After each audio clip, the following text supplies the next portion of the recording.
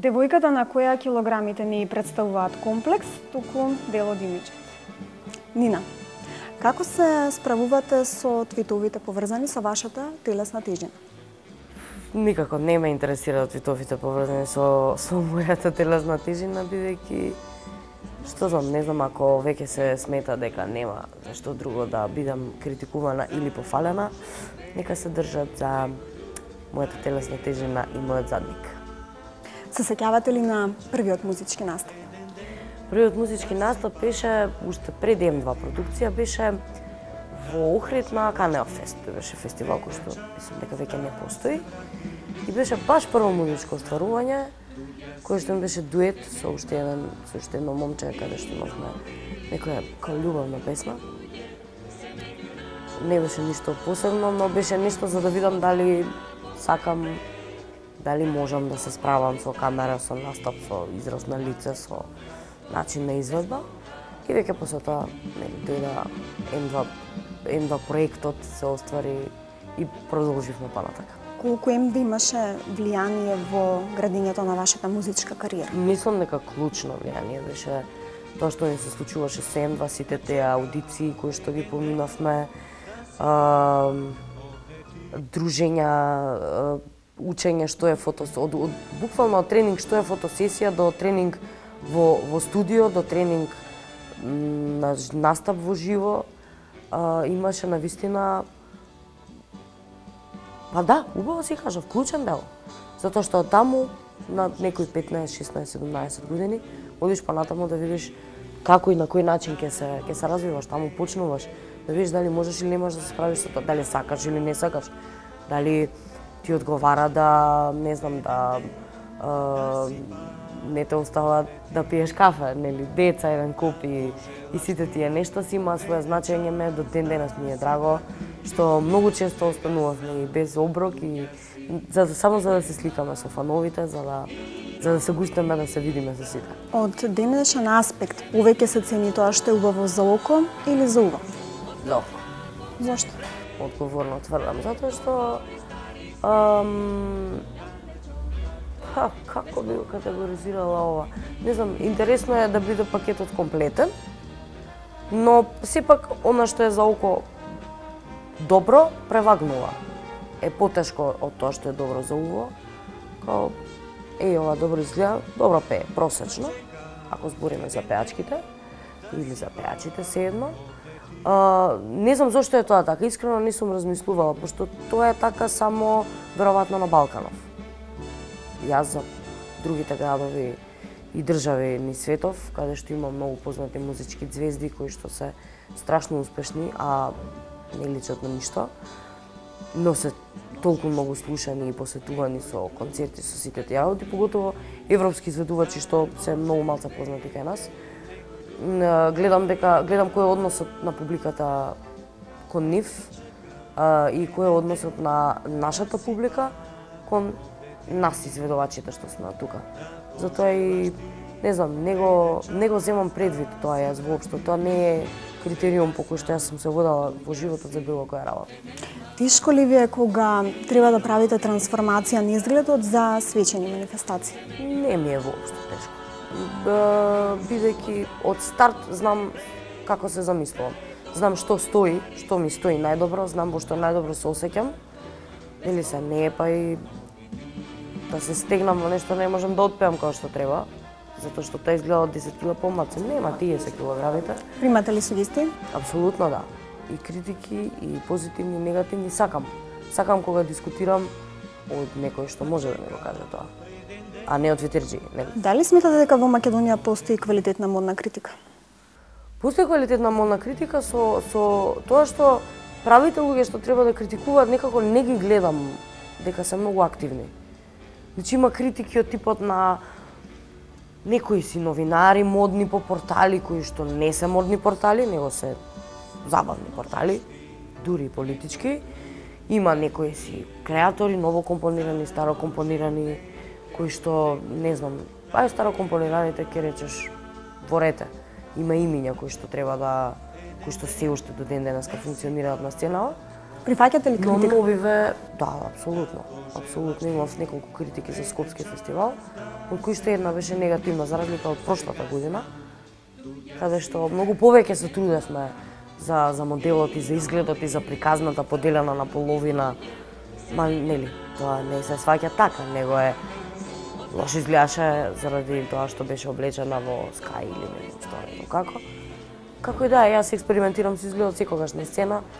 Бев оваа година со уметоци, со долга коса, се нешто што комплетно не е мој стил, меѓутоа ми се допадна. Значи сакате да експериментирате? Апсолутно секогаш, без исклучок. Седнувам и кажувам, што сакаш прави? Дали на стилист, дали на мода креатор, што сакаш прави? Само да не биде ова, например, да, нели, нешто што ептен неќам да бидам, што не е дел од мене. Залижано го Обично се смета дека кога жената прави промена, започнува од косата. На што се должи вашата промена?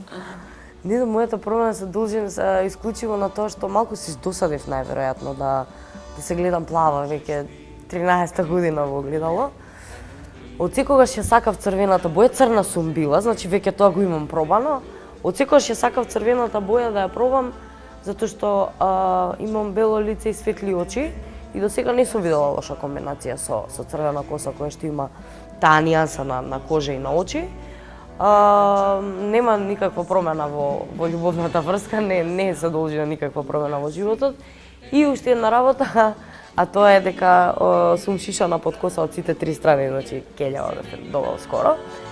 И ветив дека ќе ја пуштам косата, меѓутоа тоа е долг и тежок процес, кој што после 3 години се нафатив да го правам. И за да не изгледам како Ајнштајн, мора да се смени боја, да се нешто, нека форма да се направи, додека е она незгодните моменти на растење, додека не ми порасне да можам барем вака позадивце да ставам. Чија беше идејата за промената од Нина Јанева во Нина Феникс? Комплетно моја беше таа идеја, затоа што со тоа не беше ни идеја, него тоа дојде сосема спонтано. Еден ден само профилот на Facebook го сменив наместо во Нина Јанева, Нина Феникс Јанева. Тоа е најмногу заради еден интересно, депресивно, тежок, поучен период од мојот живот, каде што од девојче преминуваш во девојка, односно жена, каде што губиш драги особи, каде што сретнуваш нови, каде што си многу несреќен заради не знам кои работи со кои што не можеш да се помириш, дали заради општество во држава во кај што сме, дали заради било што друго. Меѓутоа тој период помина, и Хоакин Феникс ми е омилен глумец, тоа заборав да го кажам.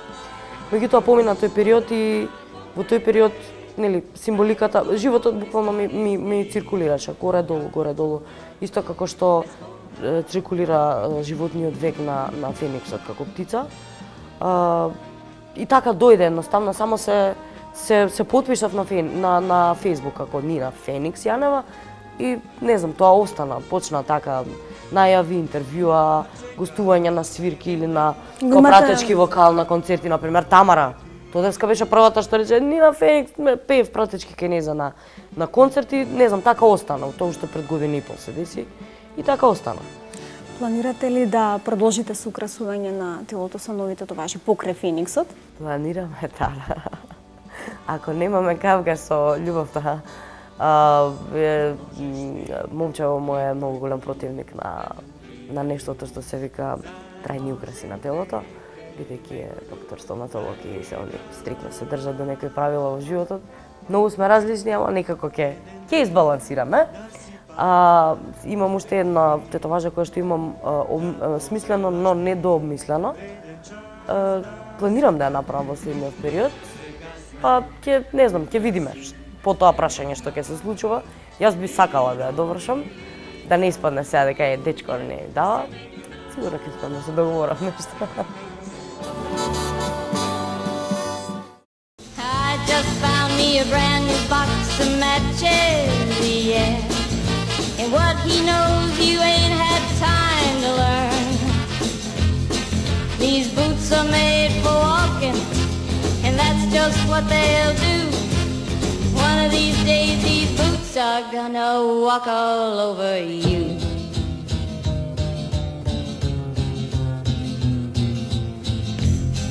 Are you ready, Boots? Start walking.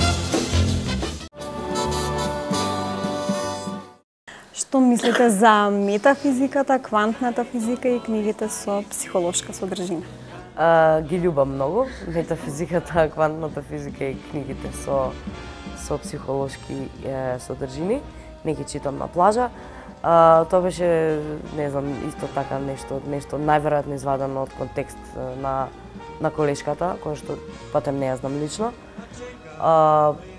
Она што, не знам, секогаш се зимаат за пример за некаква ексклузивна, скандалозна, не знам каква вест, новинарска ексклузива, статусите на тоа што пар луѓе го пишуваме, тоа пар луѓе што не дека сме нешто во животов многу изживеани и наживеани, имаме уште доста да живееме, туку едноставно малце на друг начин се изразуваме и веројатно ги кажуваме работите што други луѓе не ги кажуваат.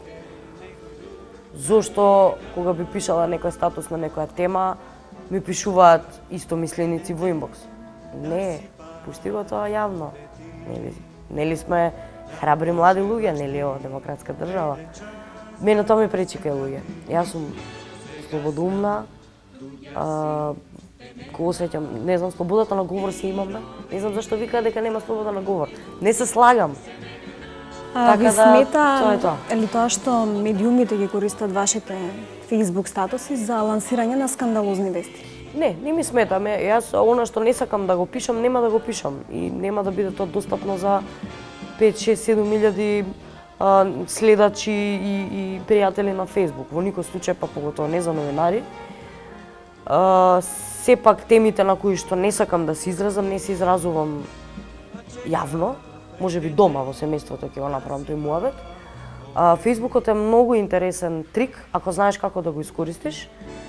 Сметам дека бидејќи штом веќе ја имам таа бројка на 5000 луѓе плюс неколку следачи илјади, дека е во ред да се зезаме, да се забавуваме. Јас нив, тие мене, да комуницираме.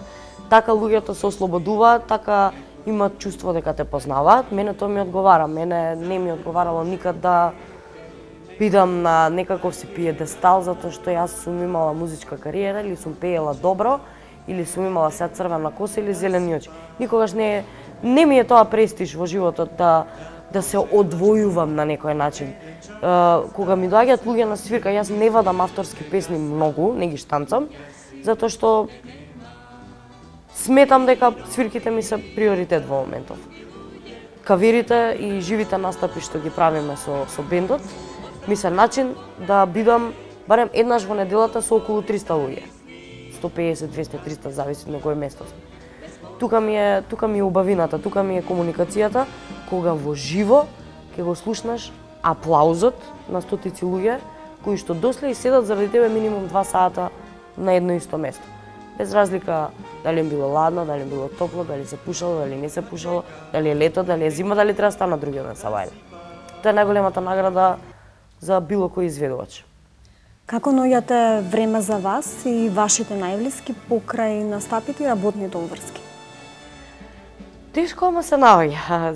Се наоѓа, има денови кога не сакам да видам човек, има денови кога ќе си се вратам од работа и буквално не сакам едно сат, два да си покјутам. Денови кога сум само со моето семејство дома, со мајка ми, со сестра ми, со татко ми, со мачката. Значи не смеам да испуштам пошто е 11 години со нас. Има денови кога излегувам во 7:30-8 наутро за на работа и се враќам 1, 2, тргнало. Од ваму, таму, онаму. Тоа што е обврска, гледам да не го одлагам, значи освен нужда закон менја. А тоа што може да се одложи за утре, ако не се стигне, ќе се ако не денеска, следната недела ќе го направам. Не знам, може. Ако се сака, се може. Тоа што се сака, се наоѓа време за тоа. Дали бевте лично инволвирани во уредувањето на интериерот во новиот дом? Да, поготово за мојата соба и за собата на сестра ми. Никако, не знам, моите веројатно ја почитуваат таа уметничката жичка што ја носам во себе. И ме послуша пред се за распоредот на мебелот за комбинацијата на боите. Така што, не знам, можам да кажам дека мојата соба комплетно ја уредив јас и на сестра ми. Не е ништо посебно, не сакам, јас сакам минималистички простори. Не сакам ништо да ми блишти, да ми одзема внимание додека седам и разговарам со некого или гледам филм, сеедно. Најбитно е да има плакари да се собере се и да има компјутер или телевизор, толку тоа е и кревет нормално. Тоа е све што мене би ми требало и да биде топли бои, сакам топли бои, сакам дрво, сакам цигла, сакам нешто што асоцира на топол домашен амбиент. Ја сакам бордо бојата, зелената боја. Овој период од годината, значи пред новогодишниот период, кога се кити, све е црвено, златно, зелено, бордо, тие бои кои преовладуваат ми е најомилениот период од годината, ни пролет, ни лето. До, не знам, до стара нова година, затоа што преовладуваат оние бои што јас ги сакам, топлите. Мене ми се топли. Ова беше Нина Феникс Јанева за Fashion L TV. Се гледаме наскоро.